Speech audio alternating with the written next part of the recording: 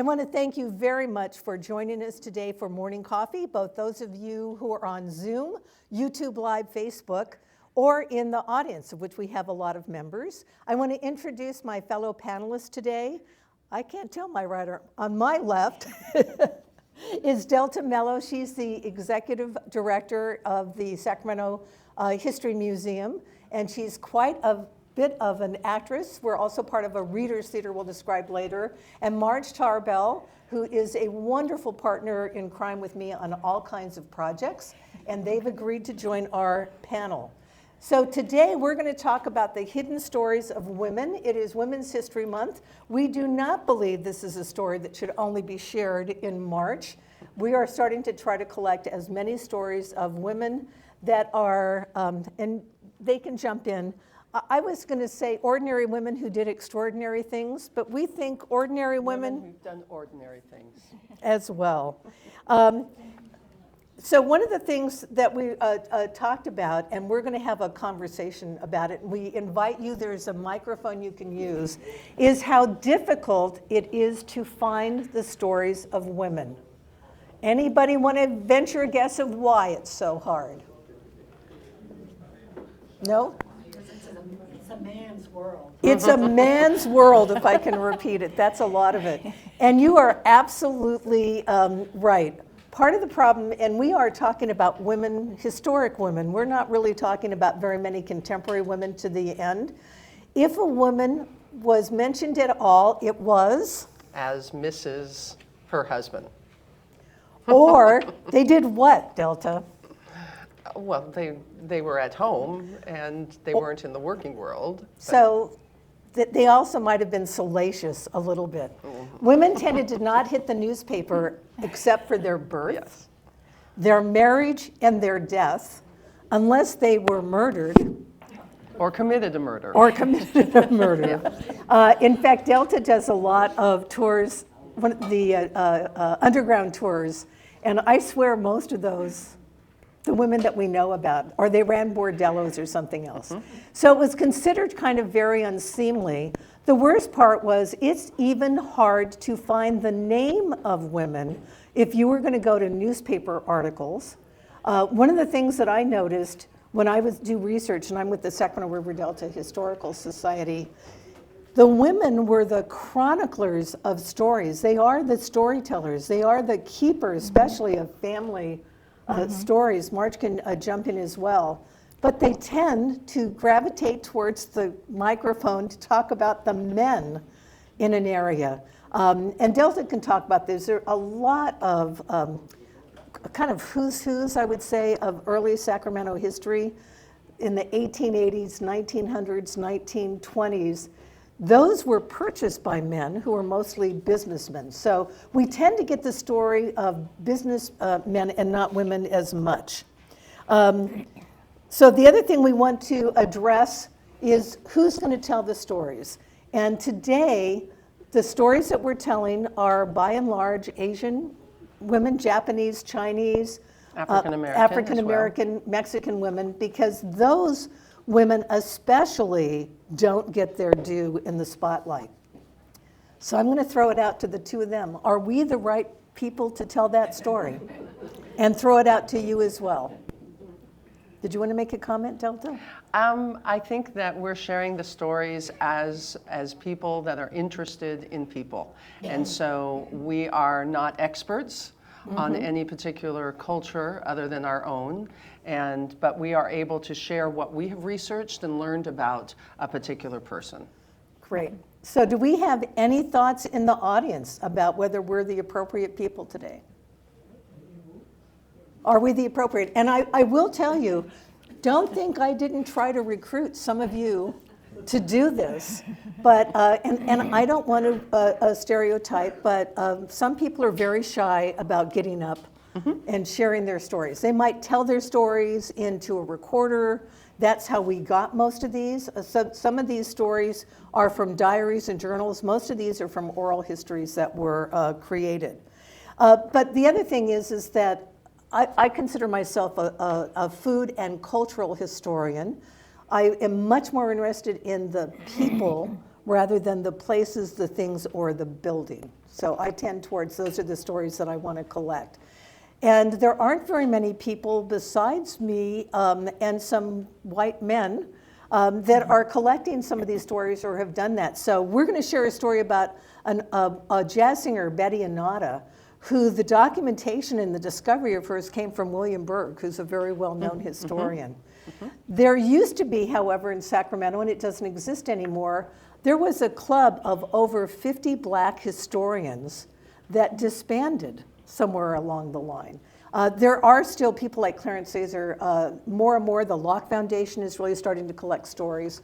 But we're going to encourage all of you in the audience, if you have a story, if you're willing to collect a story, if you're willing to interview somebody and write a story, we ask you to join us. But for now, I'm going to turn this over to Delta. We're going to go to the lectern for this part. All right. So for many other first-generation American-born children of immigrants, life was caught between the traditions of parents and the culture of their adopted country. For women, it was even more difficult breaking free of some of the more traditional routes of school, marriage, and children to pursue an artistic vision. So Agnes Yoshika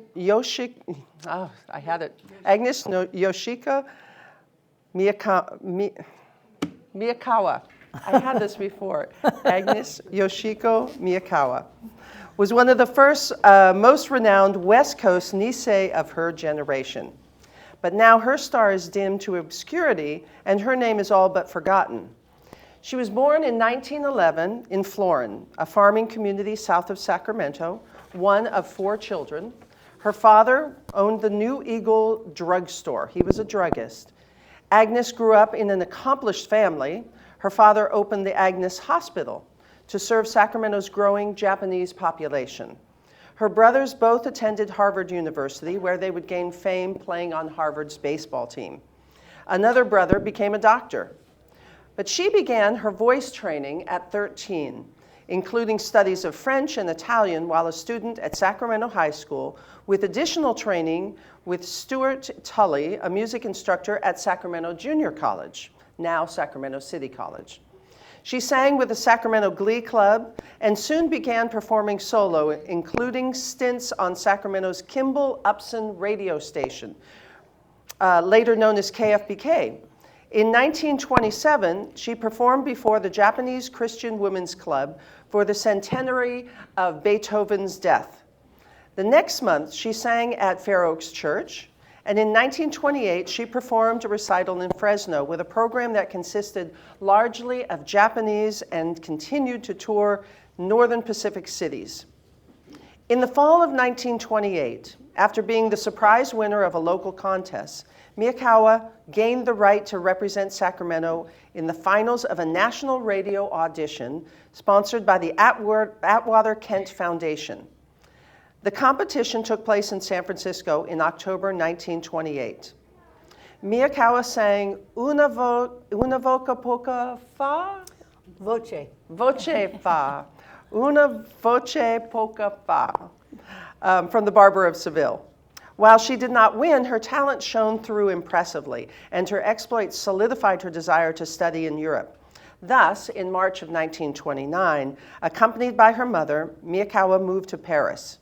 In January of 1931, at age 19, she made her debut under the name Yoshika Miyakawa at the Opéra Comique in Paris, singing in French, the lead of Ciao Ciao San in Puccini's opera Madama Butterfly. According to one newspaper account for the final scene, in which a despairing butterfly kills herself, Miyakawa borrowed her mother's wedding kimono to increase the authenticity and drama. She took 12 curtain calls, and her ovation lasts 25 minutes. In the following days, she became a media sensation in Europe and North America, while French newspapers identified her as a Japanese doll. Emphasizing her Asian appearance, she was clear about her own identity. My parents are Japanese, but I'm an American. And she went on to perform throughout Japan and elsewhere around the world before returning to the United States for a lengthy tour and to Los Angeles to appear in films and radio. Other histories in Sacramento wrongfully state that she left her career to get married, but that's far from the truth. She did marry and moved to Japan with her husband and parents after the bankruptcy of the Agnes Hospital. They were caught in Japan during the Pacific War, as was Betty Inada and other Sacramentans during the war. Not much of her story in Japan has survived, nor did any of her 3 or 4 marriages, but she did return to the States, returning to New York, where in April of 1949, she offered her first New York recital. As she grew older, she focused more on singing Japanese and Ainu folk songs. She served as an interpreter to General Douglas MacArthur's wife and was still singing in 1962 with a joint recital with mezzo-soprano Nancy Weiner at the Museum of the City of New York. But she wasn't the only well-known opera singers to come from Sacramento. Years earlier, the Hyers Sisters, Anna and Emma, were African-American opera singers who became the first African-American women to succeed nationwide as mainstream touring concert opera artists. They were raised in the West End on 7th Street, just a few blocks away from the future home of Agnes Miyakawa. They toured the U.S. extensively from 1871 to 1894. Although greatly successful during an era of intensified ridicule and abuses against African Americans, they abandoned their dreams of opera stardom to use their mainstream popularity to confront the bigotry of their people by touring black-faced minstrels. Influenced in youth by Bay Area civil rights activists such as Mary Ellen Pleasant, the Hyers centered their musicals on the African American experience from slavery to freedom. These musicals extolled the dignity and the story of their people and created the only opportunity for many black performers in theater.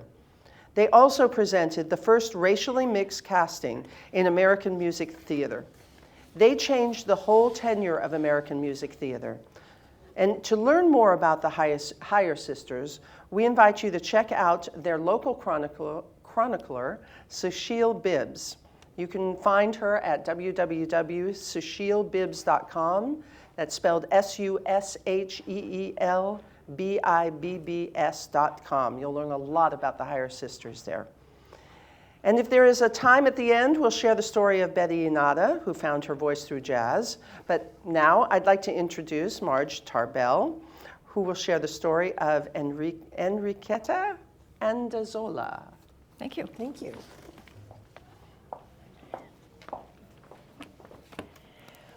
When Enriqueta Andazola's 4 sons left Sacramento to fight in World War II, her trepidation about what they were going to experience was outshined by a stronger emotion, pride. Like other mothers of the 500,000 Americans who fought in the war, 500,000 Americans, she was immensely proud of her boys for serving their country. And despite spending years in the United States, enduring rampant segregation, lower wages, poor housing conditions on the home front, her patriotism never wavered. It's widely acknowledged that World War II was a watershed moment for the American, Mexican, and Latin American communities. After years of active duty, returning soldiers started making demands for long overdue civil rights and previously denied respect. It must have been heartening for them when the veterans could find some of the groundwork had already been laid by the women they left. One of the most impactful of them was Andazola. Born in Chihuahua, Yes. like the dog, in Mexico in 1892, Andazola first came to Sacramento in 1917 to escape the chaos and the violence of the Mexican Revolution. Although she had worked as a school teacher in Chihuahua, her first California job was at the Sacramento Wool Company. Andazola then spent 25 years of her life at the Del Monte Camry. We know what that's like.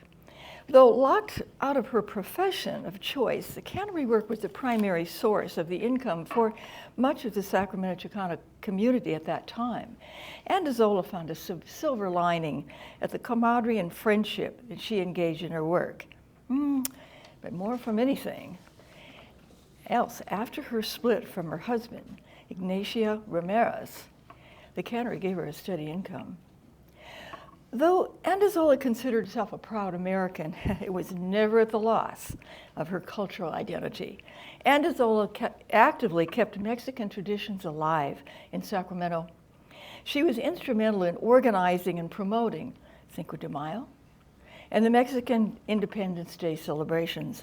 And she was active in establishing community groups for Mexican Americans the rest of her life. For decades, though, I like this part.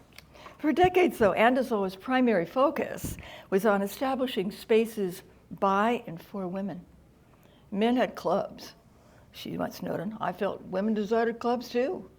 So in 1920, she founded Las Amigas del Hogar, Friends of Homemakers, a group specifically for Chicanos.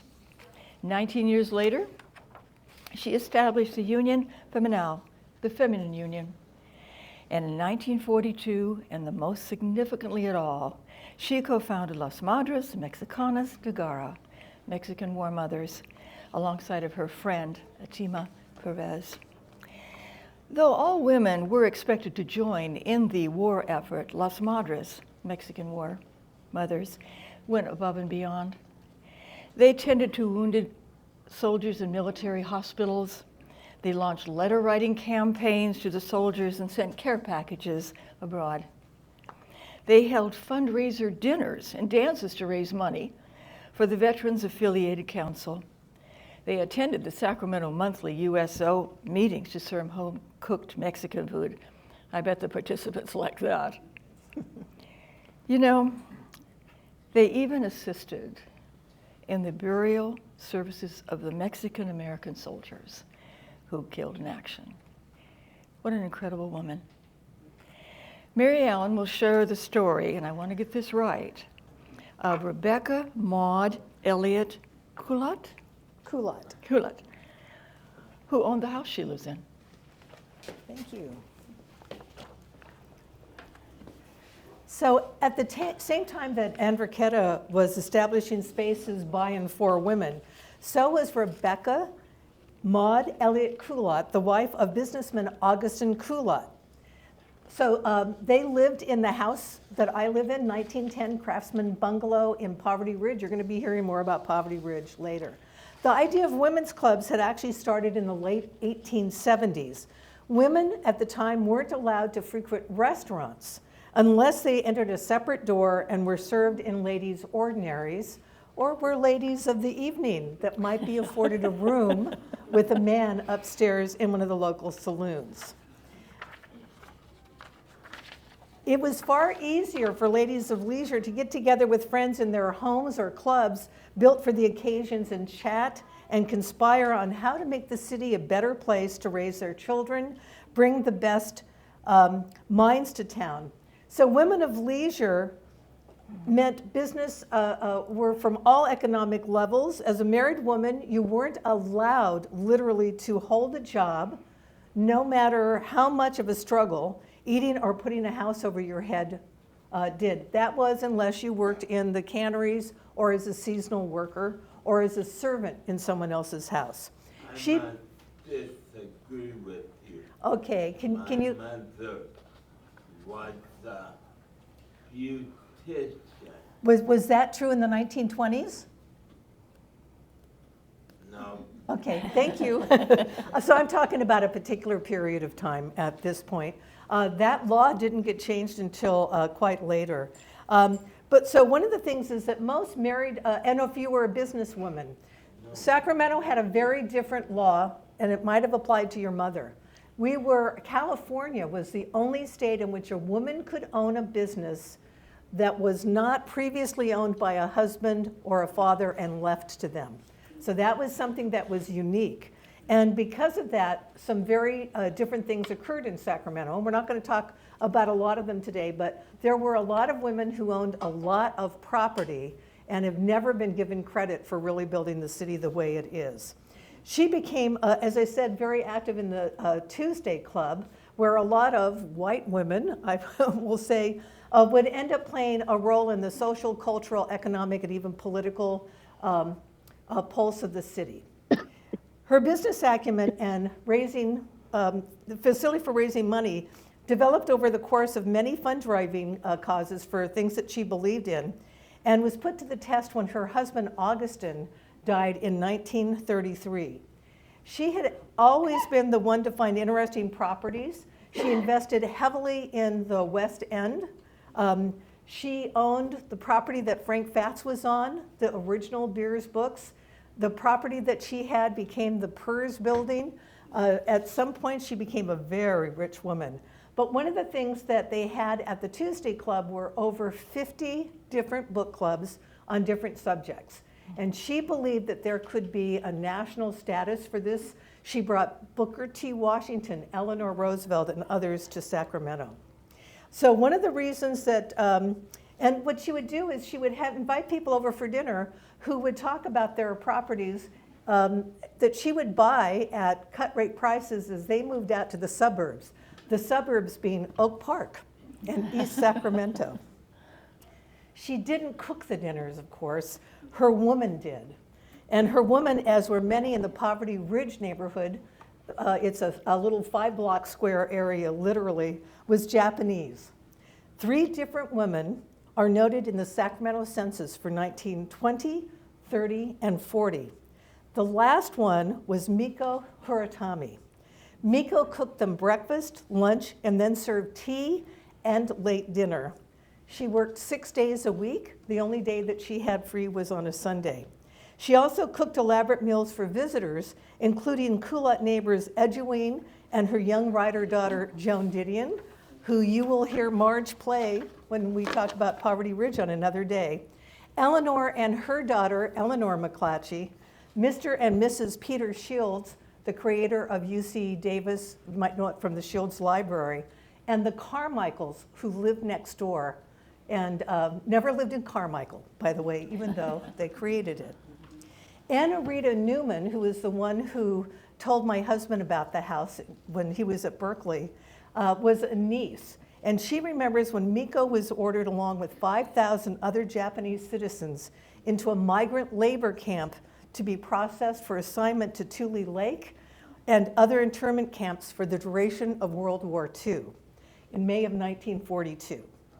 The camp was the Willarga Assembly Center in Old Foothill Farms. Willarga Park is a California historical landmark, but there's nothing left of the old migrant camp where Japanese Americans from Sacramento and San Joaquin counties were sent, among the 120,000 Japanese Americans sent first to temporary detention centers and then to incarceration in internment camps, or concentration camps, as we now call them. Mika never came back. I was not able to locate any of the women from the 1920s, 30s, or 40s. And I don't know if it's because most likely they married and might have had a different name. But I was surprised that Anna Rita said that the family never looked for her either. And any ability to trace almost any of the Japanese that lived in the neighborhood, and there were quite a few, has been largely unsuccessful. That is not true for someone that we're going to talk about in Poverty Ridge. Delta's going to tell you a little bit more about it. Sally Takeda, who was a member of ACC, and Masako Dolan. And they were neighbors of Rebecca's. They're really an exception. You'll hear their stories at a Reader's Theater performance late this spring, where Rebecca will be the narrator of The Women of Poverty Ridge. Delta.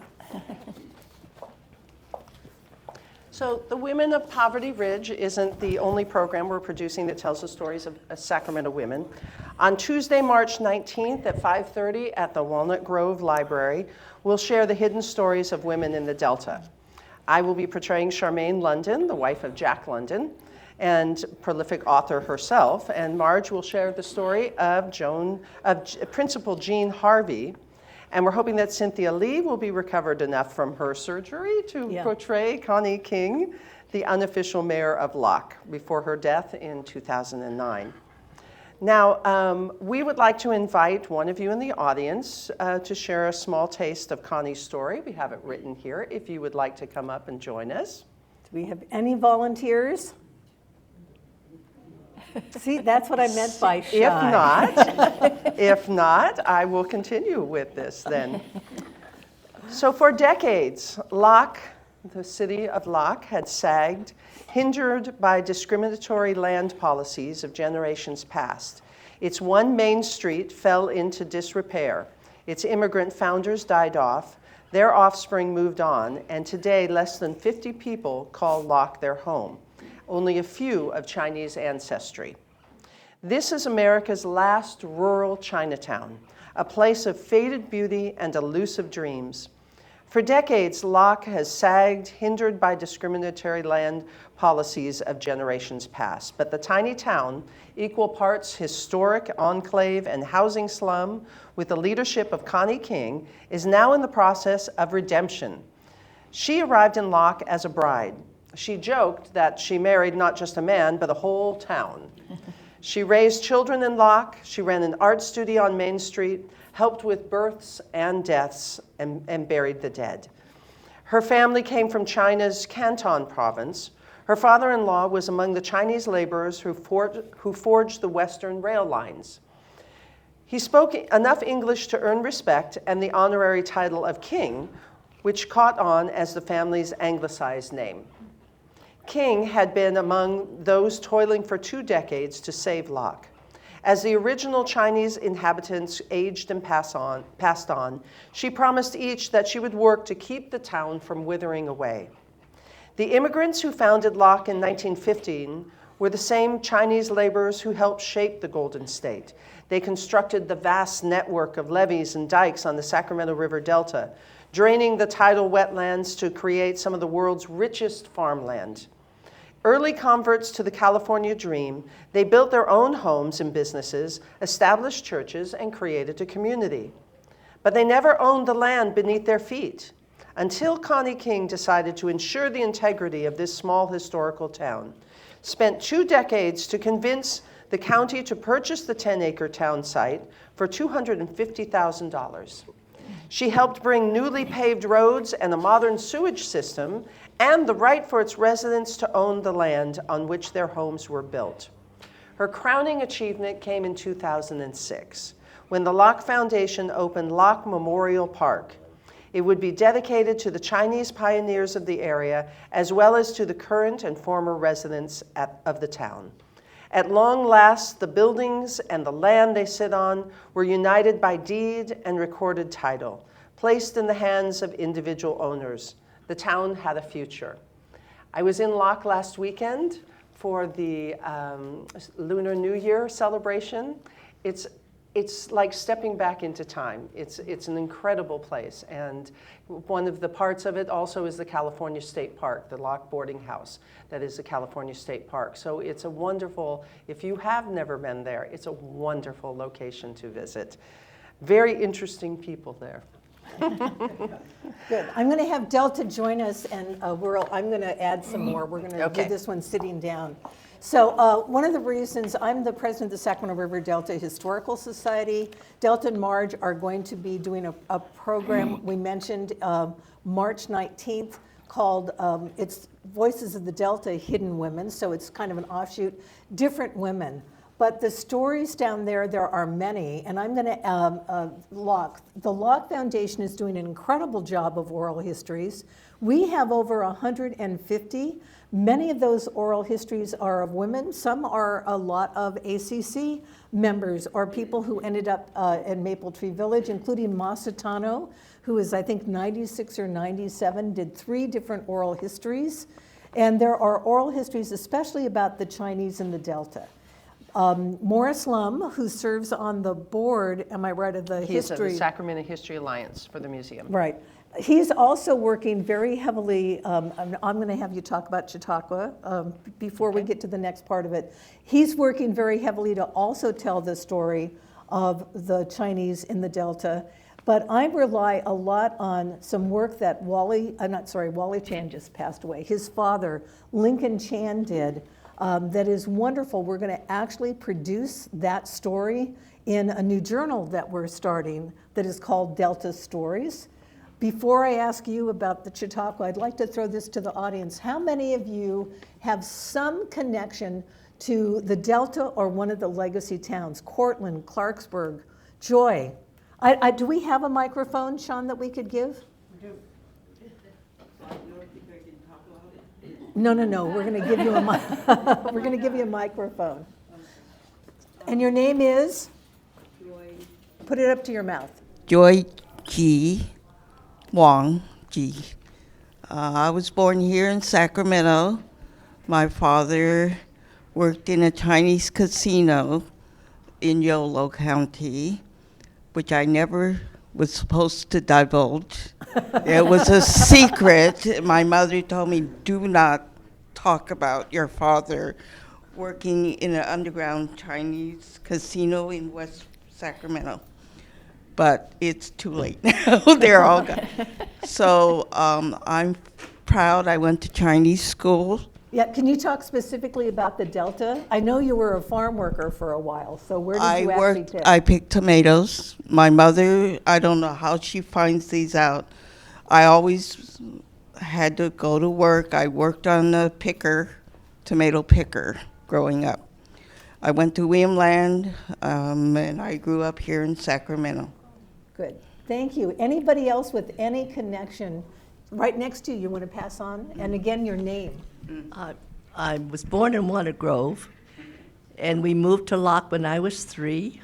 Ooh. We had a restaurant there, and my family lived there until they moved to after 1949. I left in 1947, but there are many stories about Locke, about its people, and I think the Locke Foundation has been gathering oral histories from people that have lived there. So what was the name of the restaurant? Happy Cafe. I have photos. Do you have photos? I have photos of the Happy Cafe. I just have the picture of the sign. Yeah. Right. And my mother, was the cook at the restaurant. Wonderful. And has anyone done your story yet? Sat down with you? I have talked to Carol Lee. Okay, great. Some of the stories, but there's so many stories Okay. about Locke and its people. But I was there only for a short time. But growing up there, it was wonderful. People ask me, what was it like? But it's hard to describe as you're growing up because you're happy and that's all that really mattered. So if we were to hold some story stations here, then I'm going to throw it over to Marge. Would you ever consider sitting down with us for even 15 minutes or so and capturing some of your story? I'm writing a journal for my family. Good. But let me think about it. Okay, thank you. Thank you so much. Anybody else before we throw it over to Marge who's going to talk about bringing stories to life?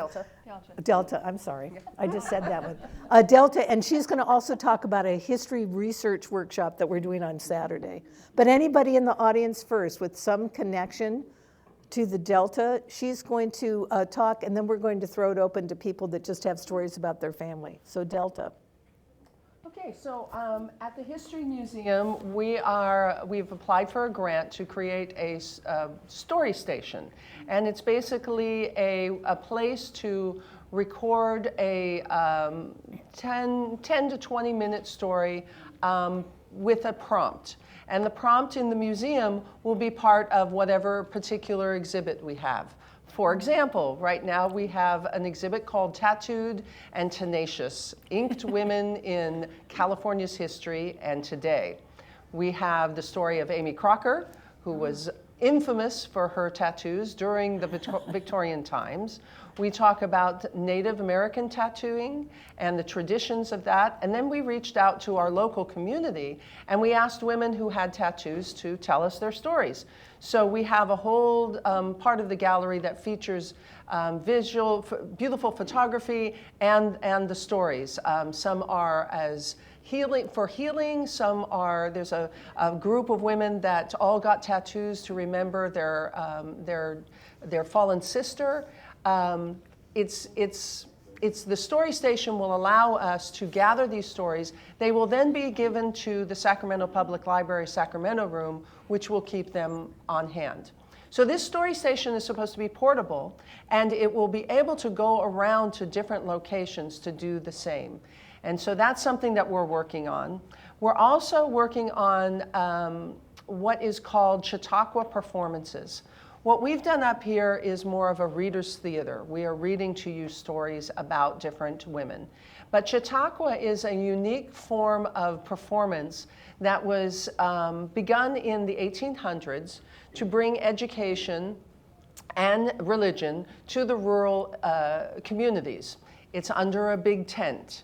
And so in addition to having big tent religious revival, they also had Chautauqua performers that would come, and they would be in first person portraying a famous character, usually a white man, but they would portray philosophers or politicians or famous writers.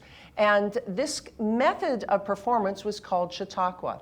They would perform for about 40 minutes. Then you could ask questions of the person in that first person persona. Then after that, they step out of the persona and answer the questions so that they can define why some of the answers were the way they were, what the thinking was of the time, give a little bit of context. Now this sort of performance had a very rise in interest during the 1970s. And there were Chautauqua institutes across the country doing this. Right now, there's very few.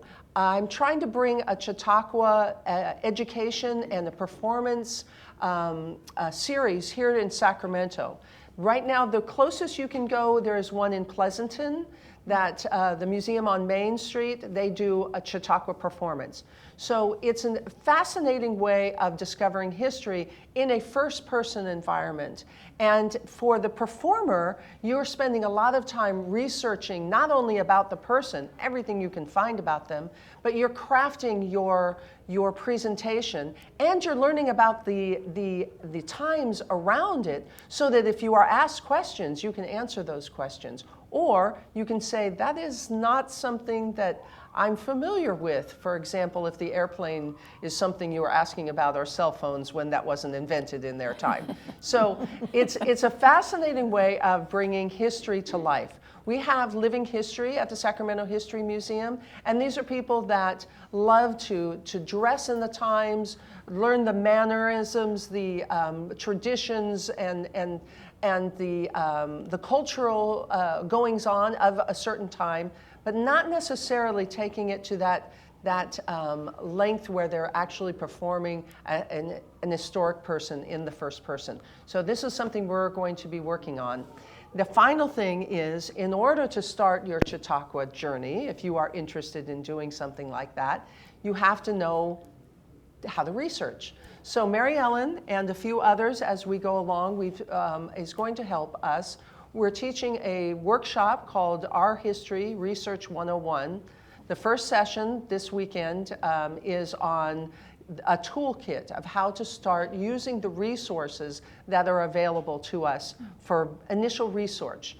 And they are things like directories and... It'll be an overview of everything. So it will not only phrase what is it that I'm searching for, why, the whys for it, but where creating a mind map, or what iStoryboard. So we'll talk about the difference, how to actually plan out a project, where to just set up, where am I going to go, what are all the places, where can I go physically, who can I talk to, who's an expert, where can I use online resources? How do I use libraries, archives, and other material? That's going to be another session. Yeah. This will be an overview of a toolkit. Yeah, So the you first just know session is an overview. The second session, we talk about online resources. And that'll be done on Zoom. So even if you don't do the first session, the second session will be available to you. And that'll be done on Zoom with no limit to the audience. And we'll talk about what are trusted online sources. Online sources can be very helpful. Then the third one is we're going to take a trip to the library, to the Sacramento Room. How many here in the audience have been to the Sacramento Room in the public library? Good. Yes, so one person, two people, thank you. And James, It is an James, amazing, James Scott is going to be there. It's an amazing resource that we are unaware of, that specifically ephemera, manuscripts, books, first-person memoirs, papers, all kinds of things that are about Sacramento in that room there. So we're going to go over there and talk about it. Yes? Do you mean the main library? yeah, the Yes, Central the Central Library. Library, Sacramento Room, upstairs on the second floor. That's the third session. And then the fourth session the date has not been set yet, but that's going to be bring it all together. What do you want to do with this? Do you want to do a Chautauqua? Do you want to write a story? Do you want to write an article? Do you want to write a poem, a song, a play? What is it that you want to do with it? And it doesn't have to be research about a person. It might be about an event that you've been intrigued by or that you heard about, or some kind of location that is specific that you want to learn more about a location. So it's really open to whatever you want to do, but we're going to talk about it that last session of how we can bring it all together so that you can produce something that is something you wanted to be able to produce. Right. And James Scott did, we'll go to the next question. James Scott did do a talk for ACC on the treasures of the Sacramento Room. So we will make sure that if anybody wants the link, or you can just go to the YouTube channel for ACC and look for James Scott and you'll be able to see him. We have a question or a response. I was just going to ask if the sessions were offered through ACC. The sessions, you're asking if the sessions were offered through ACC. They are not. They are offered through the Sacramento History Museum. We are going to have our first session in Old Sacramento in person. But the second session will be online via Zoom. And then the third session, as I said, we're going to actually take a trip and meet at the library. So this is a program of the Sacramento History Museum, and you can find out more about it at sachistorymuseum.org. Except the first one, which is the toolkit, that one, if you think that's something you'd like to do and you would come here, Sean, we're putting it down to you, and Danny, I would be quite willing to repeat that one anywhere, any place, because that's an intro that everyone can do, and it's not going to be filmed this time, but I will have handouts. So if you think it's something you want to go to, talk to Sean and we will schedule one. Yeah, and we may do a second session too. And we'll probably do a second we can only session. hold about 30 people, and it's just about filled, so we have a few slots left over. This is for this Saturday. But we definitely want to hold it again, whether it's at ACC or again in conjunction with the museum. Right, and the Delta's asked. So this brings us back to, before we throw it up to you, the first question is, who can tell our stories? I want you to notice that every one of the stories that we told were in the third person. We acted as chroniclers, journalists. Most of these came from journal articles and newspaper. We would not have presumed to tell that story in first person.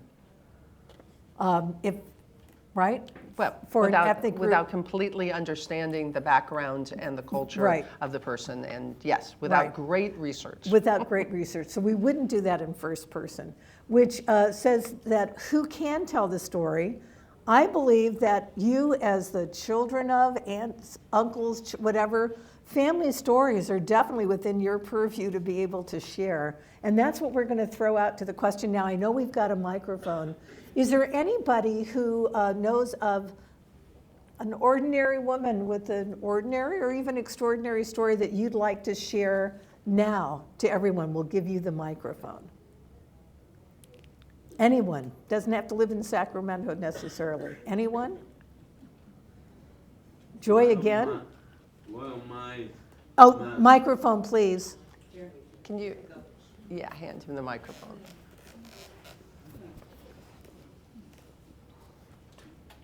Well, my mother uncle was born in 1915, so his mother was a genius. She had many talents. I have a talent of painting pictures.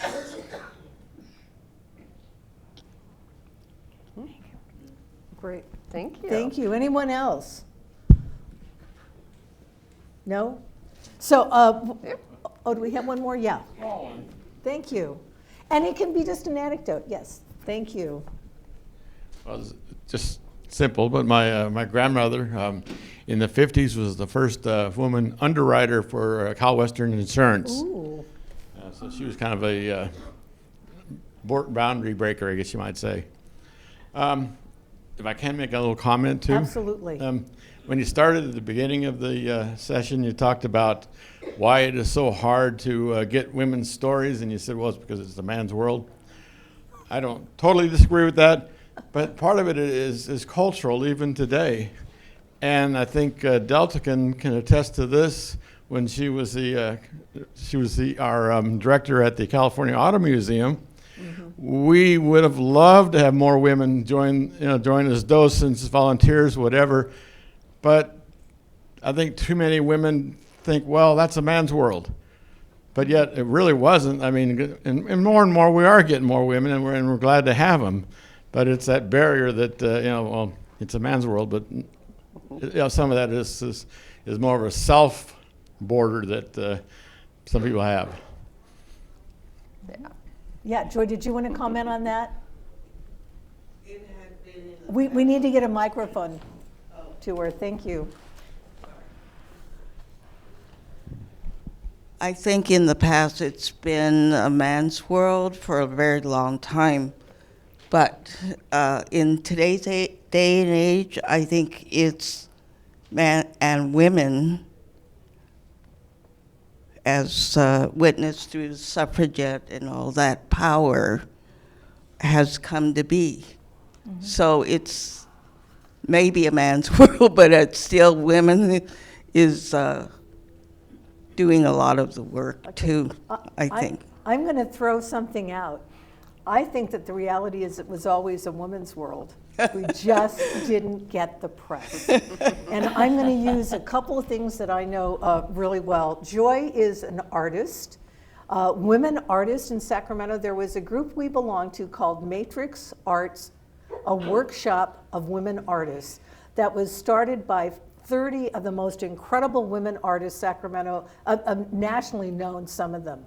Georgiana Holden, Ruth Rippon, Marty Renault. I can go on and on with the list. The problem is they just didn't get the press. They didn't have a regular reviewer until Victoria Dalkey, who's somebody that should be recognized, did it. Women in food, there was a period in Sacramento's history where every caterer, from Peg Tomlinson to Georgia Griffiths, Bernice Hagen, Gloria Glyer, some of these names that you might recognize. Bobbin Charrington, who now is Bobbin Mulvaney, who owned Mulvaney's. They ran all of the catering businesses in town. Lorraine Alessandro, who ran the Elks Lodge, was the first woman who in the 50s was able to run a catering company where she was producing 1,000 meals a day. Bobbin from Mulvaney's was doing 6,000 meals a day, sometimes for the convention center. I know those stories. We hear about Lena Fatt, the women that are currently in the food industry. 40% of all of the restaurants that you probably go to, if they're Chinese, Japanese, or Korean, are owned by women. Try to find their name. It gets to be, increasingly hard. So I think part of it is that we've always been there, and I'm going to ask if you guys want to make a comment because we're going to close it up. They've always been there. I think what we're trying to do is to say we not only need to chronicle and get these stories out, but have people aware. Any comments from you guys on this, Marge? I didn't want to No. exclude you. I think some of, I don't think saying it's a man's world is the end all. Right. There is the adage that history is written by the victors. Right. And it is the people that are in power, and it has been predominantly white men in power, writing the stories. So what we are trying to do all over is to uncover the untold stories. And they're all there. As she said in the beginning, women were often the family oral historians, keeping the family histories. We just need to get them down into some sort of format to be able to share. And that's one of the reasons we came up with the Story Station, to take around, not to tell a whole, biography, but to take small snippets of stories that relate to a particular topic, a particular time, a particular, subject or place. So I think it's more of the people in power have written the history books and such, and so we're just working to uncover not just women's stories, but all people of color, and we're not excluding you men, by the way. We're doing those as well. So one last plug, if there's nothing from the audience that we're going to do, and we've had to keep on resetting this because our primary player, the woman who's supposed to play Rebecca Coulott, is going through surgery. But we're going to be doing the Women of Poverty Ridge. Has anybody ever heard of Poverty Ridge or know what we're saying? Joy knows it. So Poverty Ridge is an area that's only about 5 blocks. We're actually sneaking. Some of the story is in Wynn Park, but it's in the area that's bordered from 19th to Q down to W Street. They say 23rd. We're actually in company 27. And what's amazing about these women is, again, it's really hard to find their stories, but the women, you could almost knock on any door and get an incredible story to tell. So we're going to be sharing the story of Sally Taketa. And she was interned, Sally Taketa was a member here, she was interned, but they were trying to hide her at her office so that she did not have to go when everybody else did. Her story is going to be told. Wow.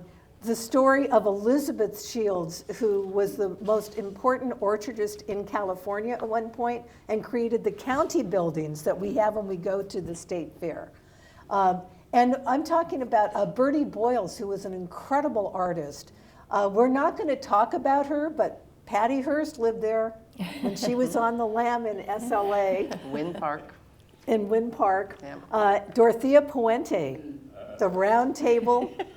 She poisoned or murdered possibly her third person there, her partner. So it's an exciting neighborhood and a wonderful way. That is one instance where it is going to be culturally specific. We do have readers that are going to portray those roles. We thought it was going to be a walking tour. We are going to do something with ACC. When Sean can do this, I'm hoping, or we'll get Ted back. We wanted to film some stuff on site, but it'll be an actual performance at California Stage. And it will be filmed so that people can do it. And that's the end. Do you have any more questions before I thank our panelists and tell you about next month? Okay, so I want to thank again our panelists for today, you the audience here and home. Our next talk is on Thursday, April 6th, and it is ostensibly about the blue zones, which is healthy eating. We're going to take some of the recipes from our book, The Foods We Share, the Stories We Tell, and talk about how we can make those a little healthier. The blue zones are 5 regions of the world where longevity works because it's a change in diet, it's plant-based. Sacramento has decided to be a blue zones city. So we're going to have somebody from the city that will actually come. Wow. And except that it's hard for restaurateurs to drop by, there are 2 new restaurants that are doing blue zone cooking that are going to be opening up in Midtown, specifically about that. So that's going to be April 6th. And then we take a break for a while. But during the break with no morning coffee, I'm willing to do the other workshops. So thank you guys very much. Feel free to have some coffee and some cookies at the end. And thank you both. You're welcome.